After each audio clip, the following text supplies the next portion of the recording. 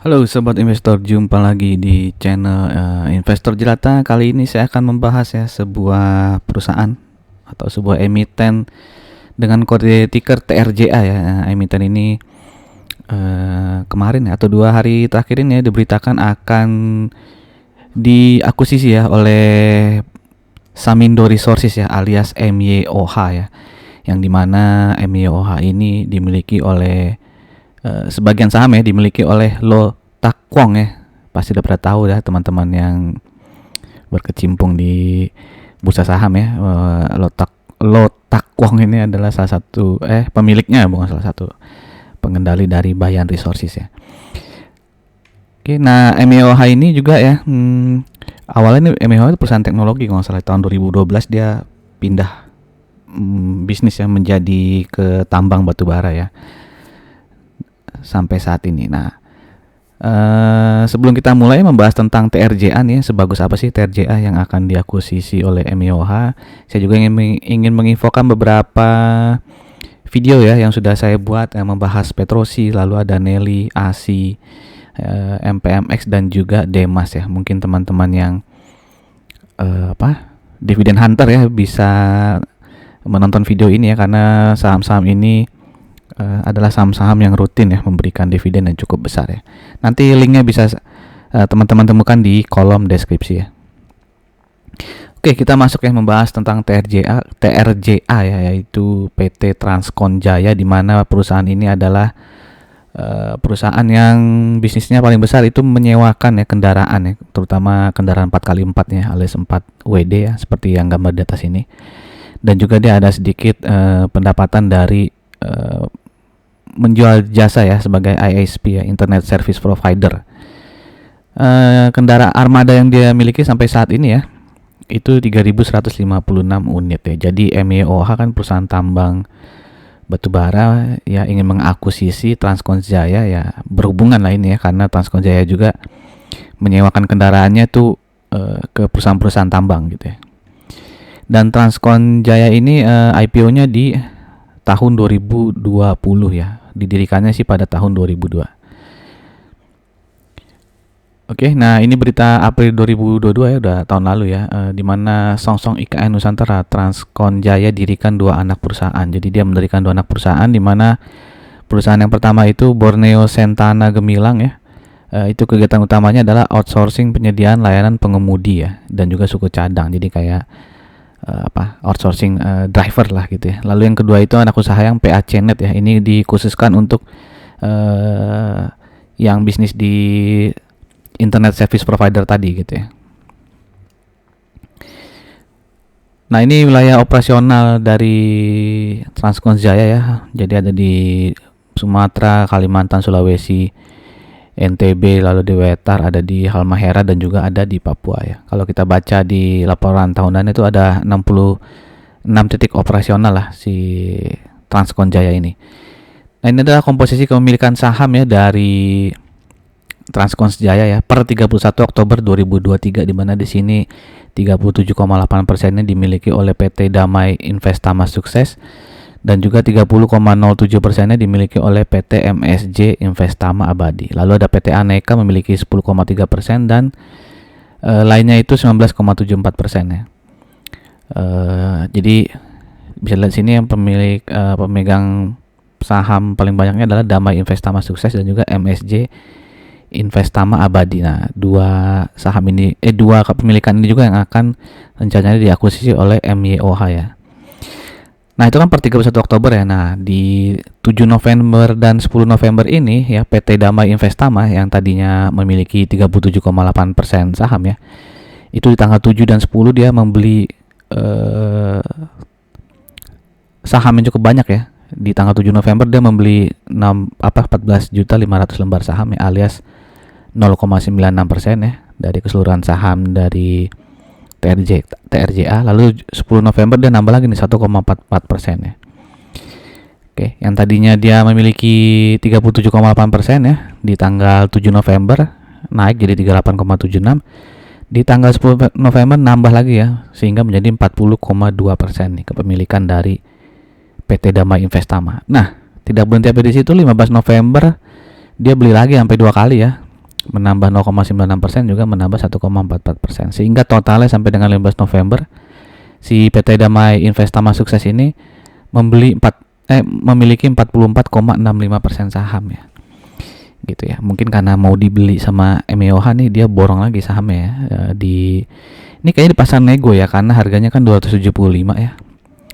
Di 7 November juga harga sahamnya 275 ya. Kalau kita cek di chart TRJA ya, di tanggal 7, 10, dan 15 itu harga TRJA tuh nggak nyampe 275 ya, di bawah 275 ya. Jadi kemungkinan ini di pasar nego gitu ya. Mungkin untuk teman-teman yang tahu ya, bisa sharing ya di kolom komen ya, ini sahamnya siapa yang dibeli oleh Damai Investama ya, apakah milik si PT Aneka ini ya, karena kan PT Aneka punya 10,3% ya, atau punya publik ya, mesti dicek itu ya. Oke, nah ini berita rencana akuisisi itu kan di 16 November ya. Jadi dia buyback sahamnya itu di tanggal 7 ya, sebelum berita keluar ya. Itu tanggal 15 juga sebelum berita keluar ya. Nah, 16 November ada berita ya kalau si MEOH nih alias Samindo Resources akan mengakuisisi 1,23 miliar saham pengendali emiten TRJA gitu ya. Nah, masih dalam proses finalisasi ya. Mungkin masih nego-nego ya di harga berapa dibelinya gitu ya. Oke, nah ini untuk harga masih dalam proses finalisasi. Oke, dan MEOH akan mengambil alih saham TRJA milik PT Damai Investama dan juga MSJ Investama ya. Begitu. Oke, sebelum kita masuk ke laporan keuangan TRJA ya, untuk melihat seberapa bagus sih TRJA ya, apakah profit atau malah rugi ya. Sekali lagi saya mengajak teman-teman yang mungkin saja baru mampir di channel ini, atau yang sudah sering mampir tapi belum subscribe, silahkan di subscribe dan jangan lupa klik loncengnya. Dan jika suka dengan video-video di Investor Jelata, boleh di like ya, atau di komen juga boleh ya, untuk menyemangati konten kreatornya Investor Jelata. Oke, dan terima kasih buat teman-teman yang sudah mensubscribe dan sering like dan komen di channel ini ya. Terima kasih banyak. Oke, kita lanjut ke laporan keuangannya ya. Kita lihat di tahun 2022 pendapatan dari TRJA ini naik 19%, tapi profitnya turun ya 20% ya. Mungkin ada biaya nih ya, ini ya biaya COGS-nya ya agak naik banyak ya, naik 50 miliaran ya. Oke. Jadi walaupun revenue-nya naik tapi profitnya turun ya. Nah, bagaimana tahun 2023? Nah, di kuartal 1 sampai kuartal 3 tuh revenue naik 20%-an, 33% ya. Tapi profitnya tuh hanya naik di kuartal 1 ya. Dimana kuartal 1 ini naik 9,2% dibandingkan kuartal 1 2022. Di kuartal 2 dan kuartal 3 ya, itu menurun ya dibandingkan tahun sebelumnya. Menurunnya sih kuartal 2 menurunnya masih 7%, tapi di kuartal 3 ini turunnya cukup banyak ya, 23,34%. Oke, nah ini kalau dijumlahkan ya dari Januari sampai dengan September 2023, pendapatan dari MEOH itu naik 28,9%, beban pokok pendapatannya naik 26,56%, dan laba brutonya naik 32,43% ya. Oke, nah bisa lihat sini ada biaya keuangan yang cukup naik banyak ya, yang tadinya 22,9 miliar di tahun ini menjadi 34,2 miliar ya, sehingga ada kenaikan biaya keuangan 49%. Nah, laba kotornya itu setelah dikurangi beban operasi, biaya keuangan ya, dan pajak dan sebagainya, sehingga laba bersihnya jadi menyusut ya, hanya jadi 29,3 miliar alias turun 7,4% ya dibandingkan Januari September 2022. Oke, sehingga earning per share juga turun ya, turun sedikit ya. Turunnya pasti sekitar 7,4% juga nih. Oke, nah kita lihat pendapatan dari TRJA ya masih dikuasai oleh sewa kendaraan ya, 445,56 miliar, di mana sewa kendaraan itu menyumbang 98% dari total pendapatan TRJA ya. Dan dibandingkan tahun 2022 juga ada kenaikan dari sewa kendaraan sebesar 28% ya. Yang turun tuh dari layanan internet ya. Yang lainnya sih naik ya, penyedia barang elektronik juga naik. Labor supply tadi ya, yang mungkin outsourcing driver juga naik ya. Walaupun sedikit ya, jumlahnya 544 juta, tapi kalau dilihat kenaikannya itu hampir lebih dari 2 kali lipat nih ya, di mana tahun lalu hanya 239 juta, sekarang 544 juta. Jadi yang menurun dari sektor bisnisnya itu hanya yang dari layanan internet ya. Oke, kalau kita lihat dari kuartal 3 versus kuartal 2 ya, itu pendapatannya naik 7,8%, sedangkan dari profitnya itu tidak ada perubahan ya, sama-sama sekitar 9 miliaran. Oke, tapi kalau profit ini ya, 3 kuartal ini disetahunkan itu pendapatan annualized tahun ini tuh kira-kira akan lebih besar ya dibandingkan tahun lalu. Tapi semua itu tergantung nanti kuartal 4-nya profitnya berapa gitu ya. Oke, ini rasio dari TRJA di mana PER-nya 10,77 ya. Belum terlalu mahal jika dibandingkan histori dia sejak tahun 2019 ya, karena sempat 15 kali dan 14 kali gitu ya. Lalu PBV-nya 1,11 ya. Ini juga ya menengah lah ya, kalau dilihat historinya dia sempat sampai ke 2 dan juga sampai ke 3,15 kali ini. ROE-nya lumayan ya, 10,2%. DER-nya aja nih yang cukup ini ya, menjadi concern ya, karena hutangnya cukup banyak, dimana DER itu 1,77 kali ya. Dan TRJ ini masuk ke sektor transportation and logistik ya, subsektornya adalah transportation. Bisa kita lihat di sini rata-rata dari subsektor transportation itu PER-nya 7,06 kali, sehingga TRJA ada di atas rata-ratanya ya. PBV-nya 1,33 ya, ini berarti TRJA ada di bawah rata-rata subsektornya, tapi untuk DER-nya TRJA jauh di atas rata-rata subsektornya yang hanya 0,21. Nah, di subsektor transportation itu ada apa aja ya? Ada nih, saya ambil yang net profitnya paling besar aja gitu ya. Itu ada BIRT, ASA, IMJS dan juga WH ya. Dimana di sini earning per share-nya yang paling tinggi itu BIRT ya, 195 nih earning per share rupiah ya.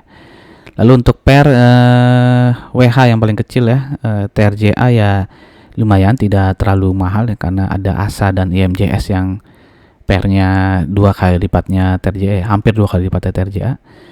Lalu untuk PBV yang paling rendah itu IMJS ya. Nah, kalau untuk PBV ini TRJA terlihat termasuk yang tinggi nih ya. Bahkan lebih tinggi dari si Bluebird ya.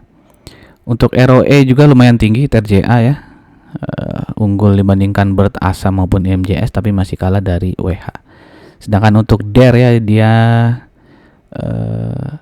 walaupun udah tadi saya bilang cukup tinggi, ternyata ada yang lebih tinggi lagi nih ya, si IMJS ya, sampai 5,3 ya. Tapi di sini terlihat yang paling sehat ya secara itu, karena hutangnya dikit, adalah si Bluebird ya. Oke, jadi ya tidak terlalu jelek lah TRJA di sini ya, karena ROE yang cukup besar ya.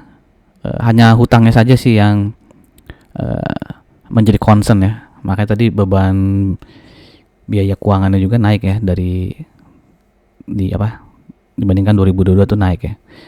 Naiknya tadi 40%-an ya. Mungkin karena beban hutangnya juga besar gitu ya. Oke, ini chart weekly dari TRJA ya, dimana dari bulan Mei ya, Mei sampai sekarang dia sideways lah di sekitar 240-an sampai dengan 320-an ya, sideways ya. Nah, kalau kita lihat ya, sejak berita itu keluar ya, rencana akuisisi MEOH itu di tanggal 16 dia langsung naik tinggi ya, bahkan sampai langsung ke 320 lewatnya, walaupun closingnya ke bawah lagi gitu ya. Dan besoknya di Jumatnya dia naik lagi tapi turun ya, tapi closingnya nih di atas closing hari Kamis ya, hari Jumat ya. Dan dia langsung naik ya, melewati EMA 200-nya nih ya. Jadi apakah dia bisa bertahan terus gitu ya di atas EMA 200 ya, sehingga mengkonfirmasi perubahan arah menjadi uptrend ya. Oke, bisa lihat sini ya. Closing hari Jumat di bawah closing hari Kamis deh ya. Di hari Jumat dia ditutup di 280 ya. Jadi kalau kita lihat ya, selama dari bulan Mei ya, dari bulan Mei sampai sekarang, si TRJA ini sideways besarnya ya, ada di sekitar Rp254 sampai dengan Rp332 ya. Jadi ada gap cukup besar nih ya, di 332 nih. Oke. Nah, kalau ingin buy sekarang ya, berarti risknya itu ya di support ya, turun ke 254, rewardnya ya bisa naik menutup gap ini ya, di 332. Silakan teman-teman analisa kembali ya jika ingin trading di saham ini ya, memanfaatkan momentum berita akuisisi MEOH nih ya. Karena secara laporan keuangan juga tidak jelek-jelek banget ya TRJA ya. Jadi sekali lagi nih disclaimer on ya, tidak ada ajakan untuk membeli ataupun menjual, saya hanya sekedar membagikan info. Silakan teman-teman hitung lagi ya risk and rewardnya terkait saham ini. Oke, nah ini terakhir di dividen historinya ya. Sejak IPO dia juga langsung rutin membagikan dividen ya. Walaupun dividen Peotrek kecil ya, 9%, 13%, 12% ya. Oke. Nah ini dividen payout ratio 12% aja, dividen yieldnya bisa 1,32 ya. Kalau dia naikin sampai 50% aja udah cukup jumbo tuh ya dividennya ya. Oke, biasanya dividennya dibagi di bulan Juli ya. Oke, demikian saja informasi dari saya, semoga bermanfaat untuk teman-teman. Silakan tuliskan pendapat teman-teman ya terkait TRJA ini ya, yang akan diakuisisi MEOH, apakah layak untuk dikoleksi ya, dibeli untuk jangka panjang ya karena prospeknya mungkin cukup bagus ya, atau hanya dibeli sebentar aja nih, trading aja ya, memanfaatkan momentum berita akuisisi MEOH. Silakan tuliskan pendapat teman-teman di kolom komen. Sampai jumpa di video-video berikutnya. Salam jelata.